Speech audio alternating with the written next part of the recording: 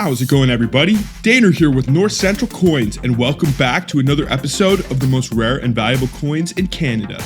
Today we're going to be discussing two of the most valuable Canadian quarters from the year 2000 that you probably had no idea existed.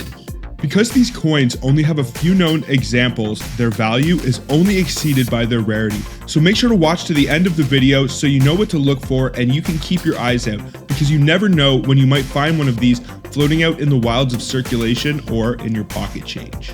In this video, we will explore the historical context surrounding the production of these two incredibly rare and valuable coins and delve into why they hold such importance in Canadian numismatic history. Also, we will discuss the distinguishing and identifying features, their significance among collectors, and also their potential value if you were ever to find a legitimate example. Before I do get into this, I would really appreciate if you guys would smash that thumbs up, subscribe if you're new, and also hit that bell notification so you can follow along with my new videos as they are being released. And then without further ado, what do you say we get right into it and discuss the Canadian 2000p Millennium quarters? Let's get it, guys.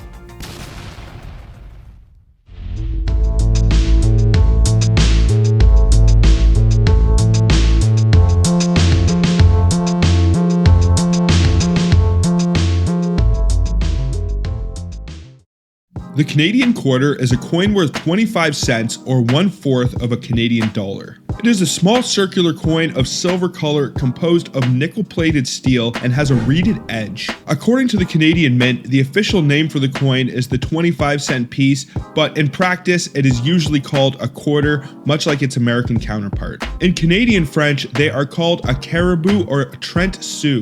The coin is currently produced at the Canadian Mint facility in Winnipeg, Manitoba. As of recent, up to 2 billion Canadian circulation coins are struck each year at the Mint's facility in Winnipeg. While the effigy of the reigning monarch has appeared on every Canadian coin produced by the Mint since the year 1908, reverse designs have changed considerably over the years. The Mint often introduces new commemorative designs which celebrate Canada's history, culture, and values. Since the year 2000, all of Canada's circulation coins have been produced using the Mint's patented multiply plated steel technology, except for the $1 and $2 circulation coins, which started using this technology as of April 10, 2012.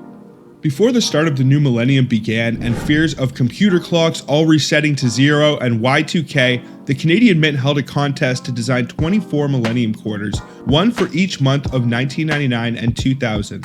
The contest was announced by the Mint in April 1998, and it was open to all Canadians. The 1999 designs were intended to reflect on Canada's past, whereas the 2000 designs were meant to reflect on Canada's future. The relevant theme was listed on the 2000 coins, while the month of issue was listed on the 1999 coins. The contest received an overwhelming response, with thousands of Canadians submitting their designs. The chosen designs for each month showcased a diverse range of Canadian history and culture, making the Millennium Quarters a unique and cherished collection for coin enthusiasts. These coins and sets were produced in such massive quantities that most of the coins in the series aren't worth much above face value. But there are a few little known varieties for the 2000 Millennium Quarters that are extremely rare and valuable. The Canadian Mint patented multiply plating technology in the year 2000 as an improved cost-effective production technique.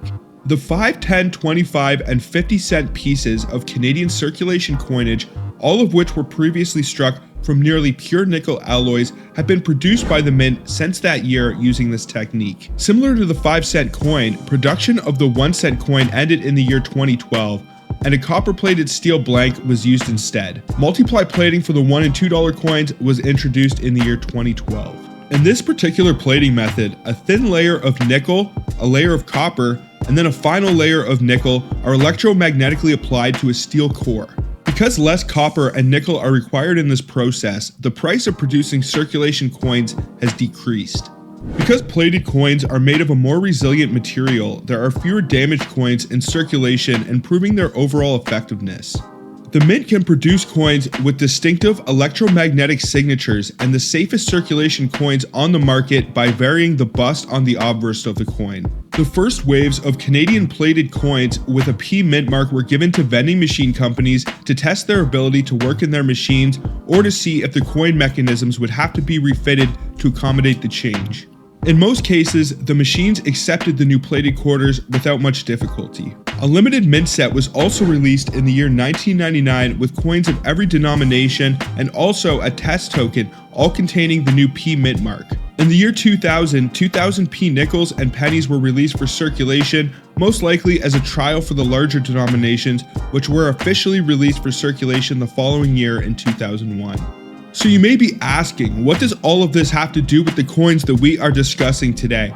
Well, the first thing that I can tell you is that any dime or quarter that you find coin roll hunting or in your pocket change with a P mint mark from the year 2000 or 1999 should definitely not be there. And if you find one of the creativity or community quarters from the 2000 Millennium series, then you have what would be classed as a Holy Grail coin.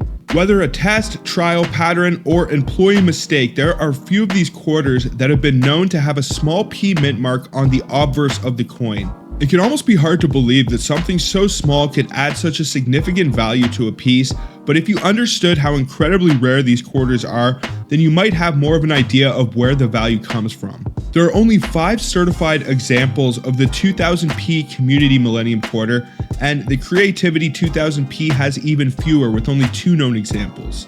Although these may be scarce, they are fairly modern, and it is unknown exactly how many of these Holy Grail coins made it into circulation, but it's definitely a good idea to check all of your creativity and community quarters for that P mint mark, because you never know when you might hit a gold mine. All of that being said, what do you say we discuss the potential value for these coins if you were ever to find a legitimate example?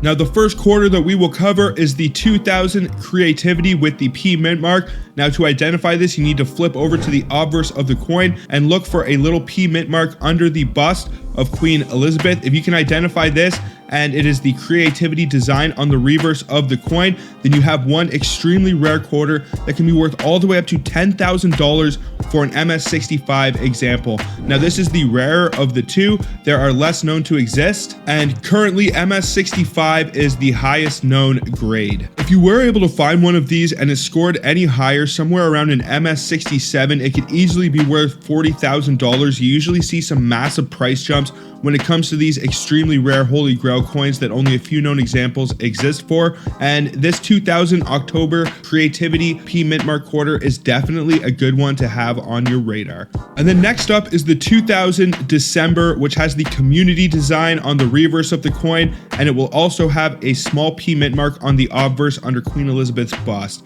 Now, this is actually the more common of these two quarters. There are 5 known examples. I wouldn't call that common at all, because when there are so few examples of a coin that exists, it will bring a huge premium, and this one definitely has some extreme value that comes along with it, because this one can be worth around $9,800 for an MS60, $15,000 for an MS65, and that is currently the highest known graded example, but this bad boy could easily be worth up to $50,000 for an MS67 if you were to find one and it scored that high. These are fairly modern recent quarters, and I have found many Millennium quarters that are in good condition, and if you were to find one that had the P mint mark, it would mean that it is plated, and usually those coins will hold up a lot better to circulation and wear, so hopefully it would score a high grade. So definitely keep an eye out for any quarters or dimes from the year 1999 or the year 2000 that have a P mint mark. The Canadian nickel from the year 2000 was put out for circulation, but it does have a fairly low mintage, even for Canadian standards. If this was an American coin, you can be sure that they would be pulling these things out of circulation religiously. There are very few American coins that are released that have a low mintage figure of 5 million, so the 2000p nickel is also a good one to look for, but not nearly as valuable and rare as these Holy Grail 2000p Community and Creativity Millennium quarters. What do you guys think about these 2000p quarters? What would you ever do if you found a legitimate example, or if you have ever found any of the coins discussed in this video or any that are similar? Let me know down in the comments. Also, I would really appreciate if you guys would smash that thumbs up, hit that bell notification, and also subscribe if you are new. But I think that is pretty much going to do it for this one, everybody. So thank you so much for watching. But until the next one, folks, peace out and have a good one, y'all.